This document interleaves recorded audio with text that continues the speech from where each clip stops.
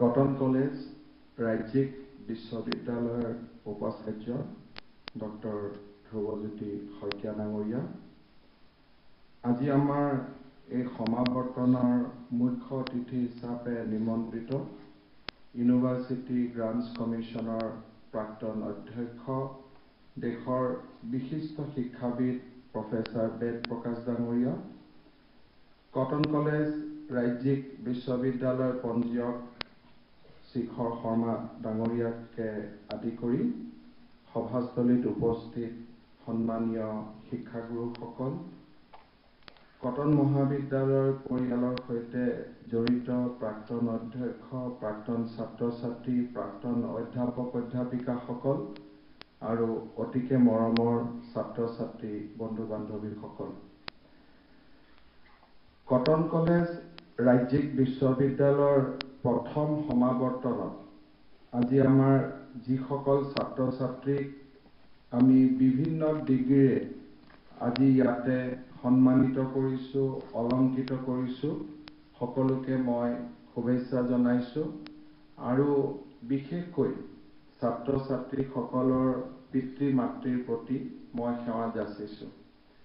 মই ব্যক্তিগতভাৱে বিশ্বাস কৰোঁ যে পিতৃ-মাতৃৰ আশীৰ্বাদ নহ'লে আমি কোনেও জীৱনৰ সফলতাৰ বাট বুলিব নোৱাৰোঁ আৰু আজি আমাৰ হাতত যি সফলতা আহি পৰিছে, জীৱনৰ এক ডাঙৰ কৃতিত্ব বা জীৱনৰ এটা সফলতাৰ সেন্দুৰীয়া পথত আজি আমি যি খোজ কাঢ়িছোঁ, এই দিনটো আমি আমাৰ পিতৃ-মাতৃৰ অকৃত্ৰিম চেনেহ আশীৰ্বাদৰ বাবে আমি লাভ কৰোঁ আৰু সেইকাৰণে আমি প্ৰত্যেকেই আমাৰ নিজৰ পিতৃ-মাতৃক এই পবিত্ৰ দিনটোত আমি শ্ৰদ্ধাৰে সোঁৱৰিছোঁ আৰু মই ভাবোঁ যে আপোনালোকো ইয়াত মোৰ সৈতে জড়িত হৈছে।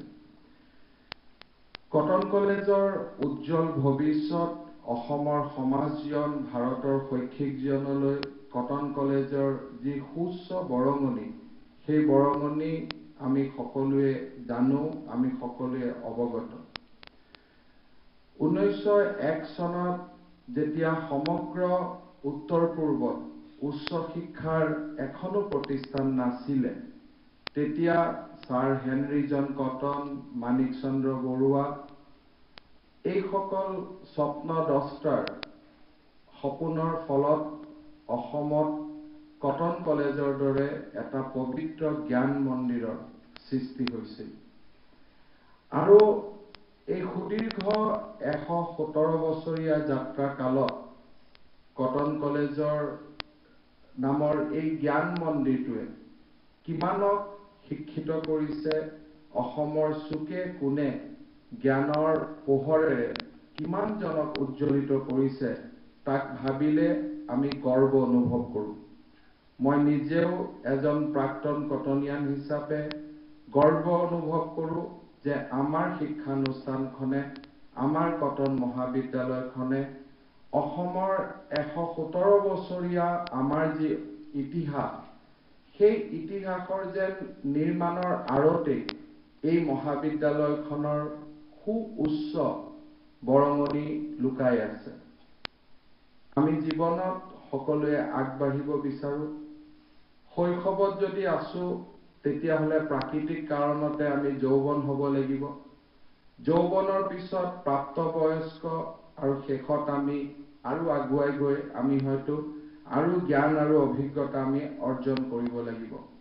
সমাজৰ অগ্ৰগামী যাত্ৰা, যিকোনো মানুহৰ জীৱনৰ অগ্ৰগামী যাত্ৰাটো এটা বাস্তৱ সত্য, এটা প্ৰাকৃতিক সত্য। যেতিয়া কোনোবাই প্ৰশ্ন কৰে যে কটন কলেজখন বিশ্ববিদ্যালয় কিয় হ'ল, মোৰ উত্তৰ এটাই যে এজন ল'ৰা শৈশৱৰ পৰা যৌৱন কিয় পালে, অৰ্থাৎ প্ৰকৃতিৰ যেনেকুৱা গতি, প্ৰকৃতিৰ গতি নদী যেনেকৈ সাগৰলৈ যায়, তেনেকৈ শিক্ষানুষ্ঠানখনে প্ৰাথমিক বিদ্যালয়ৰ পৰা হাইস্কুল, হাইস্কুলৰ পৰা হায়াৰ ছেকেণ্ডেৰী, হায়াৰ ছেকেণ্ডেৰীৰ পৰা কলেজ, কলেজৰ পৰা বিশ্ববিদ্যালয়, বিশ্ববিদ্যালয়ৰ পৰা উৎকৰ্ষতাৰ কেন্দ্ৰ, উৎকৰ্ষতাৰ কেন্দ্ৰৰ পৰা আকাশ চোৱাৰ ইচ্ছা, এয়া জীৱনৰ এটা, মই ভাবোঁ এটা প্ৰাকৃতিক গতি, স্বাভাৱিক গতি। আকাশ চোৱাৰ আকাংক্ষা কাৰ নাথাকে জীৱনত। গতিকে মই ভাবো যে যিবিলাক মানুহে কেতিয়াবা প্ৰশ্ন কৰিব খোজে যে মহাবিদ্যালয় বিশ্ববিদ্যালয় কিয় হ'ল, তেতিয়া মই তেওঁলোকক এটাই উত্তৰ দিব খোজো যে আমাৰ জীৱনৰ অগ্ৰগতিক আমি কোনেও ৰুধিব নোৱাৰো, আৰু কটন মহাবিদ্যালয়ৰ অগ্ৰগতিক কোনোবাই যদি প্ৰাকৃতিকভাৱে ৰুধিব চেষ্টা কৰে, মই ভাবো সেয়া মহাবিদ্যালয়খনৰ জাতিটোৰ প্ৰতি থকা সুউচ্চ বৰঙণিক আওকাণ কৰা বুজায়, অপমান কৰা বুজায়, অৱমাননা কৰা বুজায়। আৰু সেইকাৰণে আজি কটন মহাবিদ্যালয়ৰ অগ্ৰগতিৰ যাত্ৰায় কটন কলেজ ৰাজ্যিক বিশ্ববিদ্যালয় পাইছিলেগৈ, আৰু অহা 1 জুন তাৰিখটো আমাৰ মহাবিদ্যালয়খনৰ জীৱনৰ বাবে আৰু এটা অভূতপূৰ্ব ইতিহাস গঢ়া দিন হ'ব, যিদিনাখন আমি মহাবিদ্যালয় ৰাজ্যিক বিশ্ববিদ্যালয় সকলো নদীত গৈ, সকলো উপনদী গৈ যেনেকে ব্ৰহ্মপুত্ৰত আহে, ব্ৰহ্মপুত্ৰ গৈ যেনেকে সাগৰত আহে, আমিও যেন উৎকৰ্ষতাৰ নতুন গতিৰ সন্ধানত সকলো লগ হৈ আমি 1 জুন তাৰিখে কটন বিশ্ববিদ্যালয় ৰূপে আত্মপ্ৰকাশ কৰিম। মোৰ বাবে গৌৰৱৰ কথা যে ৰাজ্যখনৰ শিক্ষামন্ত্ৰীৰ দায়িত্বত থকা কালছোৱা শৈশৱৰ পৰা যৌৱনৰ পৰা যি সপোন আমি পুহি ৰাখিছিলো, কটন মহাবিদ্যালয়খন শৈক্ষিকভাৱে স্বায়ত্ত শাসন পাওক, প্ৰশাসনিক শৈক্ষিকভাৱে স্বায়ত্ত শাসন পাওক, উৎকৰ্ষতাৰ এক নতুন ৰূপত ই প্ৰকাশ হওক, আমি ভাবো সেই সপোনে এটা পথ পাইছে আৰু সপোনে এদিন ফল পাব। সমস্যা আছিলে, মহাবিদ্যালয়ৰ পৰা আমি ৰাজ্যিক বিশ্ববিদ্যালয় গৈছিলো, পৰিৱৰ্তনৰ পথত খেলি মেলিও থাকে, আৰু অলপ আগতে প্ৰফেচাৰ বেদ প্ৰকাশ ডাঙৰীয়াই কৈ যোৱাৰ দৰে কেতিয়াবা উই হেভ টু ফল, কেতিয়াবা হয়তো আমি বিচৰা ধৰণে উই ডোন্ট গেট ৰিজাল্টছ, কিন্তু তাৰ পিছতো যোৱা 5-6-4 বছৰৰ সেই প্ৰচণ্ড অনিশ্চয়তাৰ মাজতো কটন বিশ্ববিদ্যালয়খনে আগবাঢ়িছিলে, আৰু সেইকাৰণে হয়তো আজি এই সুন্দৰ দিনটোত আমি 1500তকৈ অধিক উজ্জ্বল ছাত্ৰ ছাত্ৰীক আমি তেওঁলোকৰ ডিগ্ৰী প্ৰদান কৰিবলৈ সক্ষম হৈছো। যোৱা 5-6 বছৰৰ কঠিন যাত্ৰা আমাৰ বিশ্ববিদ্যালয়খনৰ উপাচাৰ্য ডক্টৰ ধ্ৰুৱজ্যোতি শইকীয়াই যি সাহসেৰে বিশ্ববিদ্যালয়খনৰ নেতৃত্ব দিলে আৰু এই পথটোলৈকে আগুৱাই আনিলে, মই ভাবো তেখেত ধন্যবাদৰ পাত্ৰ।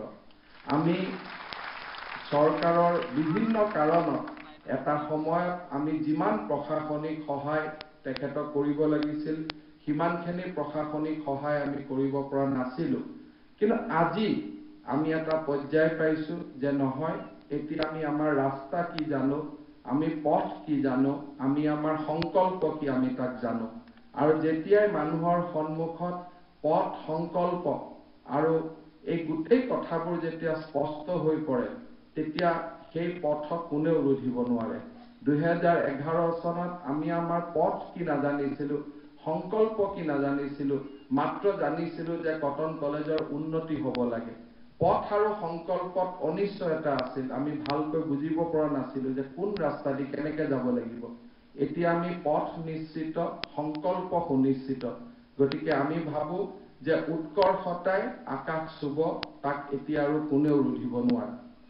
আজি কটন মহাবিদ্যালয়খনৰ, কটন ইউনিভাৰ্চিটি বিশ্ববিদ্যালয়খনে অসমীয়া জাতিক কি দিব নোৱাৰে। অসমত এনেকুৱা এটা অনুষ্ঠান নাই যিটো অনুষ্ঠানে অসমৰ ৰাইজৰ ইমান শুভেচ্ছা লাভ কৰে। অসম যদি অসমৰ চৰকাৰখনক চাওক, দেখিব 10 জনে ভাল পাব, 10 জনে বেয়া পাব। অসমৰ যিকোনো জাতীয় অনুষ্ঠানৰ কথা চিন্তা কৰক, 10 জন ভাল ক'ব, 10 জন বেয়া ক'ব, কিন্তু অসমৰ এই গোটেই বাতাবৰণৰ মাজত কটন কলেজ হিমালয়ৰ এভাৰেষ্টৰ দৰে এটা উজ্জ্বলি থকা সংগ, উজ্জ্বলি থকা অনুষ্ঠান, যে যাৰ কোনো শত্ৰু নাই, আৰু যেনেকে তাৰ কোনো শত্ৰু নাই, কটন কলেজৰ কোনো শত্ৰু নাই, সকলোৱে যেন বিচাৰে কটন কলেজখনৰ ভাল হওক, কটন বিশ্ববিদ্যালয় হওক, মহাবিশ্ববিদ্যালয় হওক, কটনখন আগবাঢ়ি যাওক। এনেকে শত্ৰু নোহোৱা অনুষ্ঠান পৃথিৱীত পাব খুবেই টান। আজি 117 বছৰত কোনো এজন মানুহ নাই, তাৰ ৰাস্তা বেলেগ হ'ব পাৰে, চিন্তাধাৰা বেলেগ হ'ব পাৰে, কিন্তু কটন কলেজখনক, কটন মহাবিদ্যালয়খনক, কটন বিশ্ববিদ্যালয়খনক বেয়া পোৱা মানুহ অসমৰ 100 কোটি জনসাধাৰণৰ মাজত এজনো নোলাব যোনে কটন কলেজখনক বেয়া পায়। কিন্তু যেতিয়াই কটন কলেজ, কটন বিশ্ববিদ্যালয় য'তেই নহওক, যেতিয়াই তাৰ পৰা পাবলগীয়া খবৰবোৰ পোৱা নাযায়, তেতিয়া মানুহৰ মনত দুখ হোৱাটো স্বাভাৱিক। আজি CBSE ৰিজাল্ট দিছে, ল'ৰাজনে, পিতৃ-মাতৃয়ে ভাবিছে যে ল'ৰাজনে ইমানটো নম্বৰ পাব, মাৰ্কশ্বিটখন লৈ আহিলে সিমানটো নম্বৰ নাপালে। পিতৃ-মাতৃ দুখ হোৱাটো স্বাভাৱিক, তাক খং কৰি লাভ নাই। যেতিয়া কটন কলেজৰ কোনোবা ল'ৰাই গৈ, কটন বিশ্ববিদ্যালয়ৰ কোনোবা ল'ৰাই গৈ সমাজত নকৰিবলগীয়া কাম কৰে, তেতিয়া স্বাভাৱিকতে মানুহে দুখ পোৱাটো স্বাভাৱিক। তাক আমি কোনেও খং কৰি লাভ নাই, কাৰণ আমি সকলোৱে মহাবিদ্যালয়খনক ভাল পাওঁ। পৰীক্ষা ৰিজাল্ট দিয়াৰ দিনাখন যেতিয়া কটন কলেজে ভাল নকৰে, তেতিয়া আমি দুখ পোৱাটো স্বাভাৱিক। আৰু তাক যদি কোনোবাই ভাবে যে নহয় মহাবিদ্যালয়ক বেয়া পায়, মই স্বাভাৱিকভাৱে ভাবিম, সেয়া মহাবিদ্যালয়ৰ ভিতৰত যদি কোনোবাই তেনেকুৱা ধাৰণা কৰে, মই ভাবো তাতকৈ ভুল ধাৰণা পৃথিৱীত একোৱেই হ'ব নোৱাৰে।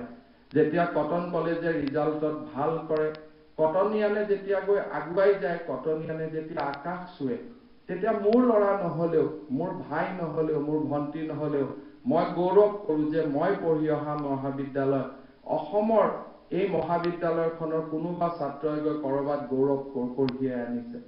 এই মহাবিদ্যালয়খনৰ সুকীয়া তাৎপৰ্য আছে।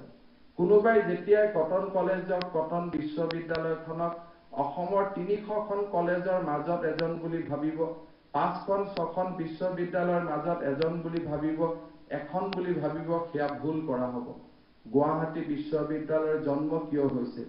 কটন মহাবিদ্যালয় 1901 চনৰ পৰা 1948 চনলৈ উচ্চ শিক্ষাৰ অসমত যি পৰিৱেশ সৃষ্টি কৰিছিল, সেই পৰিৱেশে গুৱাহাটী বিশ্ববিদ্যালয়ৰ জন্ম দিছিল। যেনেকে ডিব্ৰুগড়ত অসম চিকিৎসা মহাবিদ্যালয় হৈছিল, তাত যিটো মানৱ সম্পদ সৃষ্টি হৈছিল, সেই মানৱ সম্পদে গুৱাহাটীত চিকিৎসা মহাবিদ্যালয় হোৱাৰ কাৰণে প্ৰেৰণা যোগাইছিল। তাৰ পিছত পৰৱৰ্তী সময়ত শিলচৰত মেডিকেল কলেজ হৈছিল। কটন কলেজে 48 বছৰ, জন্ম লগ্নৰ 48 বছৰত অসমৰ উচ্চ শিক্ষাৰ পৰিৱেশত যি প্ৰভূত বৰঙণি যোগাইছিল, সেই বৰঙণিয়ে মানুহক বাধ্য কৰাইছিল যে নহয়, এতিয়া আমি এখন বিশ্ববিদ্যালয়ৰ সপোন দেখিব লাগে। আৰু তাৰ কাৰণে গুৱাহাটী বিশ্ববিদ্যালয় স্থাপন হৈছিল। অসমৰ উচ্চ শিক্ষাৰ বাটকটীয়া, অসমৰ উচ্চ শিক্ষাৰ উজ্জ্বল পোহৰ তাক কটন মহাবিদ্যালয়ে দেখুৱাইছিল। গতিকে মই ভাবো আমি চেষ্টা কৰিব লাগে। আজি আমাৰ শিক্ষকসকলক প্ৰফেচাৰ বেদ প্ৰকাশ ডাঙৰীয়াই কৈছে, কটন কলেজৰ ইয়াত প্ৰশাসনিক দায়িত্বপ্ৰাপ্ত সকলো আছে। আমি যেন মহাবিদ্যালয়ৰ পৰা, কলেজৰ, বিশ্ববিদ্যালয়ৰ পৰা, কটন কলেজৰ, কটন বিশ্ববিদ্যালয়ৰ কেম্পাছৰ পৰা অসমৰ মানুহক যেন আমি এটা নিতৌ ভাল খবৰ দিব পাৰো, সদায় যাতে আমি এটা ভাল খবৰ দিব পাৰো, তেনেকুৱা প্ৰচেষ্টা আমাৰ হ'ব লাগে। বুৰঞ্জীয়ে আমাক পিছুৱাই যোৱাৰ ৰাস্তা নেদেখুৱায়। কেতিয়াবা যেতিয়া কটন কলেজৰ উন্নতিৰ কথা কয়, তেতিয়া মানুহে কয় যে অমুক ঘৰটোত অমুক আছিল, গতিকে অমুক হোষ্টেলটো ৰিপেয়াৰ কৰিব নালাগে। আমি বুৰঞ্জী কেতিয়াও মানুহক আগুৱাই যোৱাৰ ৰাস্তাত বান্ধি ৰখাৰ বাবে বুৰঞ্জী নহয়।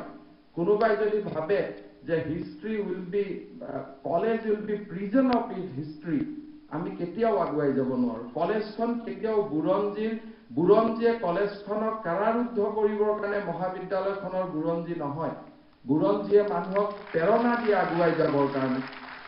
যদি কয় যে কোনোবা অমুক ঘৰটোত, অমুক ৰুমটোত অমুক আছিল, মই তেওঁক বিনয়েৰে প্ৰশ্ন কৰিম যে তেখেতৰ ল'ৰা ছোৱালীয়ে তেখেত জন্ম পোৱা ঘৰটো ৰাখিছে জানো? আধুনিকতাৰ চাপত সেই ঘৰটোৰ জীৱনলৈতো পৰিৱৰ্তন আহিছে। গতিকে কোনোবাই মোৰ দেউতা জন্ম পোৱা যিটো ঘৰ আছিল, তাক আজি মই ভাঙি পেলাই তাক নতুনকৈ আধুনিকতাৰ সাজ অনা নাই জানো?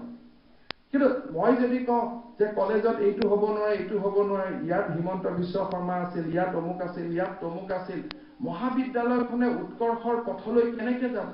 মহাবিদ্যালয়খনে কেনেকৈ আগুৱাব? গতিকে মহাবিদ্যালয়ৰ ভিতৰত প্ৰগতিশীল চিন্তাৰ নৱজাগৰণ হ'ব লাগে, আধুনিকতাৰ নৱজাগৰণ হ'ব লাগে।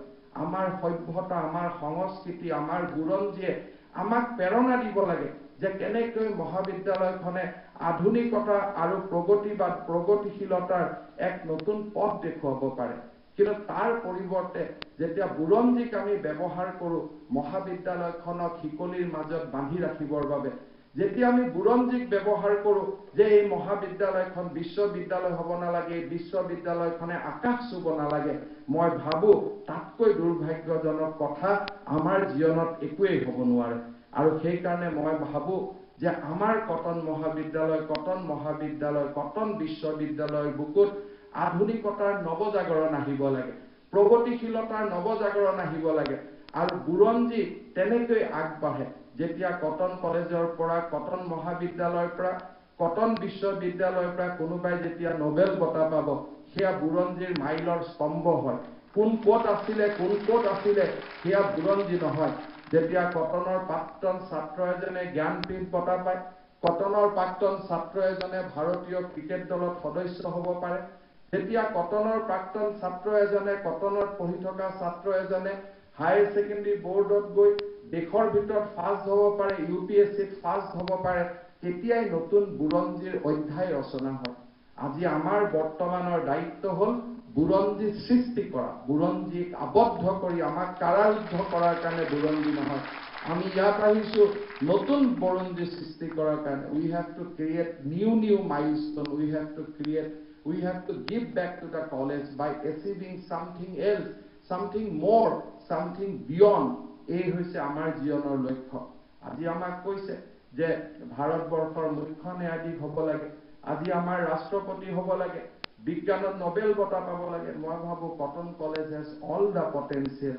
কটন কলেজৰ হাৰুৱা মাটিত ইমান শক্তি আছে কটন কলেজৰ পবিত্ৰ ভূমিত ইমান শক্তি আছে যে ই মানুহক জীয়াই থাকিব শিকায় ই মানৱতাৰ প্ৰমূল্য শিকায় ই অসমক ভাল পাব শিকায় ই ভাৰতক ভাল পাব শিকায় মাত্ৰ মাটিৰ গুণ আমি অনুভৱ কৰিব লাগে মাটিৰ ভিতৰত লুকাই থকা তত্ত্বখিনি আমি বুজি উঠিব লাগে মহাবিদ্যালয়ৰ অধ্যাপকসকলকো মই অনুৰোধ কৰিম 100 বছৰীয়া বুৰঞ্জী আমাৰ গৌৰৱৰ আছে কিন্তু 101 বছৰৰ পৰা 17 লৈকে এই বুৰঞ্জী আমি গৌৰৱৰ বুলি ক'ব নোৱাৰো যোৱা 17 বছৰত মহাবিদ্যালয়খনৰ বিজয়ৰ যাত্ৰা যেন কবাত ৰুদ্ধ হৈছে তাৰ কাৰণ আমি বিচাৰি উলিয়াব লাগিব আৰু বিশ্ববিদ্যালয় মহাবিদ্যালয় বিশ্ববিদ্যালয় হ'ব আৰু বিশ্ববিদ্যালয়খনক আমি আকৌ সেই পুৰণা ঐতিহ্য পুৰা সম্পদ পুৰণা যি গৌৰৱ তাৰ লগত আধুনিকতা প্ৰগতিশীলতাৰ সংমিশ্ৰণেৰে মহাবিদ্যালয়খনক আমি আকৌ এবাৰ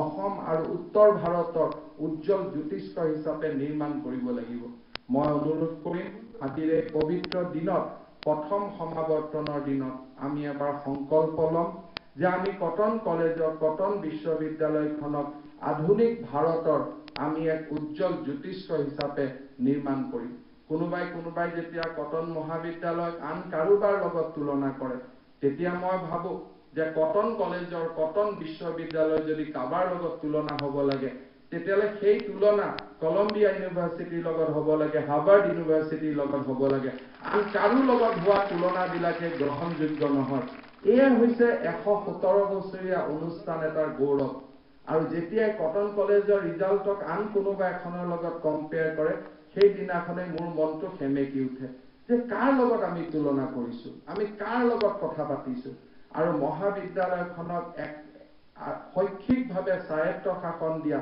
মহাবিদ্যালয়খনে যাতে অকল এভাৰেষ্টৰ দৰে আন মহাবিদ্যালয় বিশ্ববিদ্যালয় বিলাকৰ লগতহে নিজক তুলনা কৰিব পাৰে সেই উদ্দেশ্যলৈ আমি আগবাঢ়িছোঁ আজি আমি অসম চৰকাৰৰ ফালৰ পৰা এই বিশ্ববিদ্যালয়খনক নতুন ৰূপ দিবলৈ আমি আগবাঢ়িছোঁ আজি 425 জন প্ৰায় আমি কটন কলেজক 150 শিক্ষক দিছিলোঁ বিশ্ববিদ্যালয়ত 50টা ফেকাল্টি পদ পূৰণ কৰিছে কটন কলেজতো 48 পোষ্ট খালী হৈ আছে এই গোটেইবিলাক যদি আমি অহা 6 মাহৰ ভিতৰত আমি পূৰণ কৰিব পাৰোঁ then our composite strength will be 425 না ডিব্ৰুগড় বিশ্ববিদ্যালয়ত ইমান প্ৰবক্তা অধ্যাপক আছে না গুৱাহাটী বিশ্ববিদ্যালয়ত ইমান প্ৰবক্তা অধ্যাপক আছে 425 ৰেগুলাৰ ষ্ট্ৰেংথ কি কৰিব নোৱাৰে কিমান নতুন ডিপাৰ্টমেণ্ট খুলিব পাৰে আমি কি কৰিব নোৱাৰো আমি আকাশ চুব পাৰোঁ আমি কিমান নতুন বিভাগ খুলিব পাৰোঁ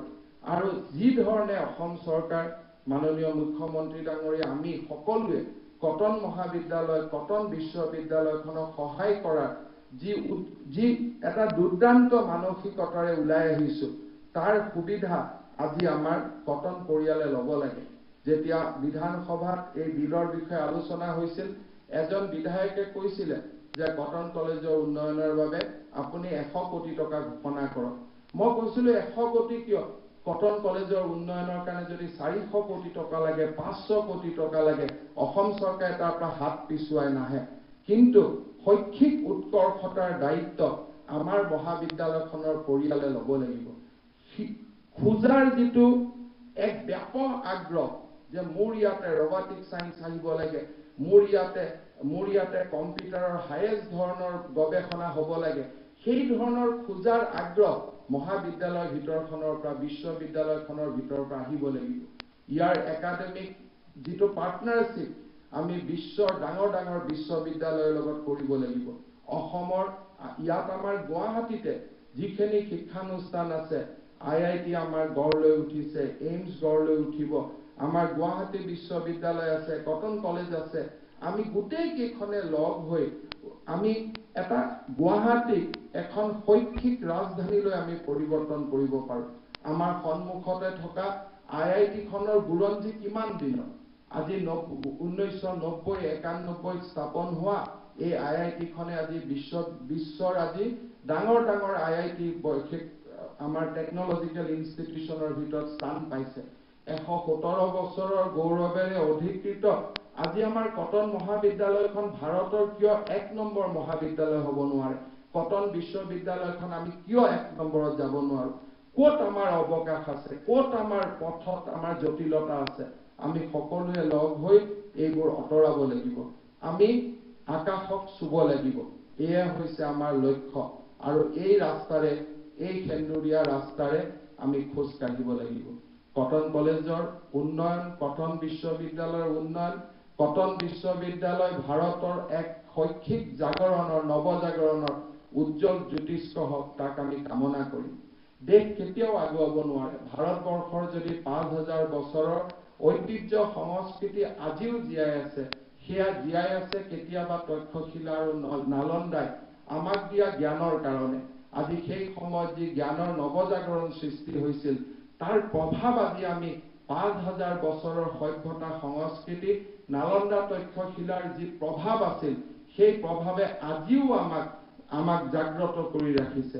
আজি কটন কলেজৰ 117 বছৰীয়া ইতিহাসে আজিও অসমৰ শৈক্ষিক ক্ষেত্ৰখনক জাগ্ৰত কৰি ৰাখিছে। আমি আগুৱাই যাব পাৰিম আৰু আমি আগুৱাই যাব লাগিব। আজি আমাৰ যিসকল ছাত্ৰ ছাত্ৰী ইয়াত ডিগ্ৰী লাভ কৰিছে তেওঁলোকক মই তেওঁলোকৰ জীৱনৰ সফলতাৰ বাবে অভিনন্দন জনাইছো। মই আশা কৰো যে মানুহৰ জীৱনত মই বিশ্বাস কৰো যে আমাৰ মাজত অযুত শক্তি লুকাই আছে। আমাৰ কিমান শক্তি লুকাই আছে আমি নিজে কেতিয়াবা অনুভৱ কৰিব নোৱাৰো। আমাৰ মাজৰে কোনোবা এজন যদি আমি দেখিছো যে এই মাত্ৰ ৰবীন্দ্ৰনাথ টেগোৰৰ কথা কৈ গ'ল। ৰবীন্দ্ৰনাথ টেগোৰ যেতিয়া ৰবীন্দ্ৰনাথ টেগোৰ হৈছিল শৈশৱত তেওঁ গম পোৱা নাছিল যে মই ৰবীন্দ্ৰনাথ টেগোৰ হ'ম। কোনোবা যদি নৰেন্দ্ৰ মোদী হৈছে শৈশৱত তেওঁ গম পোৱা নাছিল মই নৰেন্দ্ৰ মোদী হ'ব পাৰিম। কোনেও গম পোৱা নাছিল। কিন্তু যেতিয়াই মানুহে থকা আভ্যন্তৰৰ শক্তিখিনিক মানুহে বিচাৰি উলিয়ায়, মানুহৰ ভিতৰত থকা যি আভ্যন্তৰত মানুহৰ যি অযুত শক্তি লুকাই আছে, সাগৰতকৈও ডাঙৰ শক্তি মানুহৰ আভ্যন্তৰত লুকাই আছে। আজি আমাৰ মাজৰ এজনে কেনেকে বেডমিণ্টন খেলিছে দেখিলে লাগে এওঁ অতি মানৱ নেকি?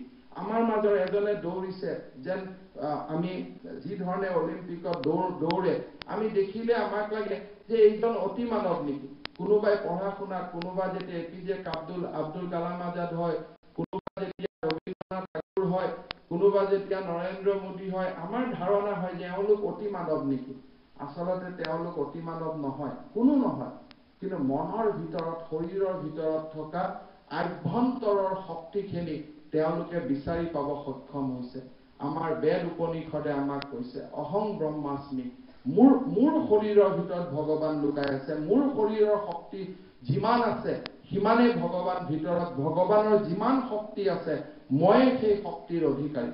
আমাৰ যেতিয়া মই মেডিকেল কলেজত যাওঁ কেতিয়াবা MRI এটা দেখুৱাই মোক কয় যে স্যাৰ ইয়াতে বহুত সিস্টেম আছে আমি অপাৰেট কৰিব নাজানো আমি খালি বেসিক কৰো তাৰমানে আমি আমাৰ জীৱনত আমাৰ সমাজখনত আমাৰ ভিতৰত থকা বেসিক শক্তিটোদিহে আমি কাম কৰো 4 ঘণ্টা পঢ়ো 5 ঘণ্টা পঢ়ো 2 ঘণ্টা মনটোক আমি আগুৱাই লৈ যাওঁ আমি যিমানখিনি আজি আমি ইয়াতে আছো আমি গোটেইখিনি আমাৰ ভিতৰত থকা যিখিনি বেসিক শক্তি সেইখিনিহে আমি উদ্ধাৰ কৰিব পাৰিছো কিন্তু আমাৰ ভিতৰত অভ্যন্তৰত বহুত শক্তি লুকাই আছে ভগৱানৰ যিমান শক্তি মানুহৰ ভিতৰতো সিমান শক্তি লুকাই আছে এয়া বেদ আৰু উপনিষদে আমাক শিকাই গৈছে যেতিয়া পুৰণা দিনৰ ঋষি মনীষীৰ যেতিয়া আমি কথা কওঁ তেওঁলোকে যেতিয়া তেওঁলোকৰ অতি মানৱীয় গুণবিলাকৰ যেতিয়া আমি কথা শুনো তেতিয়া মানুহে ভাবে যে এইবোৰ পুৰণা কথা কৈছে এইবিলাক কাল্পনিক কিন্তু সেয়া কিমান কাল্পনিক আৰু কিমান বিজ্ঞানসন্মত আজিৰ বিজ্ঞানে প্ৰমাণ কৰিছে যে আগতে কৈ যোৱা কোনো এটা কথাই কাল্পনিক নাছিল কৰবাত নহয় কৰবাত সত্য ৰূপত অধিষ্ঠিত আছিল যেতিয়া আমি আজিৰ পৰা 30 বছৰ আগতে আমি শুনিছিলো যে সঞ্জয়ে ধৃতৰাষ্ট্ৰক মহাভাৰতৰ যুঁজৰ লাইভ কমেন্ট্ৰি দি আছে 30 বছৰ আগত আমি ভাবিছিলো সেয়া আখ্যান কিন্তু আজি যেতিয়া আমি নিজে মানুহে অস্ট্ৰেলিয়াত হৈ থকা ক্ৰিকেট খেল এখন আমি ইয়াত এটা লাইভ টেলিকাস্ট কৰিব পাৰো চাও তেতিয়া আসলতে কি বুলি ভাবো যে সেই সময়ত শক্তি আছিল আৰু আজি আমি সেই শক্তিখিনি বিচাৰি পাইছো আমাৰ জীৱনৰ ভিতৰত অযুত শক্তি লুকাই আছে আমি বহুত কৰিব পৰা সাহস আছে বহুত কৰিব পাৰো আজি আমি হাতত যিখিনি পাইছো মই ভাবো জীৱনত আগবাঢ়ি যোৱাৰ সেইখিনি জাস্ট আৰম্ভণি আপোনালোকৰ আজি master degree graduation degree this is just a beginning of your glorious journey nothing it is not the end just the beginning আপোনালোকে অসমখনক বহুত গৌৰৱান্বিত কৰিব পাৰিব দেশ মাতৃক আপোনালোকে বহুত সহায় কৰিব পাৰিব বহুত সেৱা কৰিব পাৰিব মাত্ৰ এটাই লক্ষ্য আপোনালোকৰ অভ্যন্তৰৰ ভিতৰত থকা শক্তিখিনিক আপোনালোকে বাহিৰত উলিয়াই আনক ভগৱান এই যাত্ৰা পথত আপোনালোকৰ সহায় হওক পৰম কৰোণাময় আপোনালোকক পৰম কৰোণাময় আপোনালোকৰ ভিতৰত লুকাই থকা আভ্যন্তৰৰ শক্তিখিনি বিচাৰি উলিয়াবলৈ আপোনালোকক অযুত সাহস শক্তি আৰু প্ৰেৰণা দিয়ক পুনৰ এবাৰ আপোনালোকৰ পিতৃ মাতৃৰ শ্ৰী চৰণত মই সেৱা যাচি পুনৰ এবাৰ আপোনালোক সকলোকে ধন্যবাদ জনাই সভাগৃহত উপস্থিত মোৰ সকলো শিক্ষাগুৰুলৈ মোৰ প্ৰণাম জনাই মই মোৰ বক্তব্যৰ সামৰণি মাৰিছো ধন্যবাদ